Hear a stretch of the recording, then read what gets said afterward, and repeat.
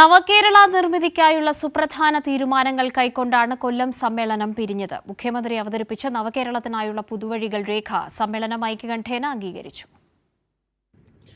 കേന്ദ്രം കേരളത്തെ സാമ്പത്തികമായി അടിച്ചമർത്തുന്ന സാഹചര്യത്തിലും ജനകീയ ബദൽ ഉയർത്തിപ്പിടിച്ച് സമാനതകളില്ലാത്ത വികസന പ്രവർത്തനങ്ങളാണ് പിണറായി സർക്കാർ നടത്തുന്നത്.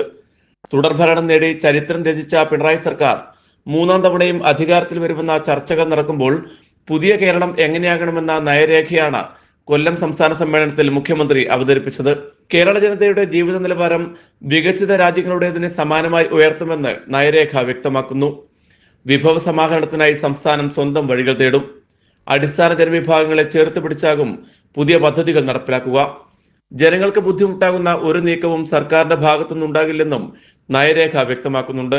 ചരടുകളില്ലാത്ത നിക്ഷേപമാകും സ്വീകരിക്കുക. നയരേഖയിന്മേൽ സജീവമായ ചർച്ചയാണ് സമ്മേളനത്തിൽ നടന്നത്.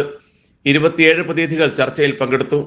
ക്രിയാത്മകമായ നിർദ്ദേശങ്ങൾ പ്രതിനിധികൾ മുന്നോട്ട് വെച്ചു. മുഖ്യമന്ത്രിയുടെ മറുപടി പ്രസംഗത്തോടെ സമ്മേളനം നവകേരളത്തിനായുള്ള പുതുവഴികൾ രേഖ ഐക്യകണ്ഠേന അംഗീകരിച്ചു. PV കുട്ടൻ, കൊല്ലം.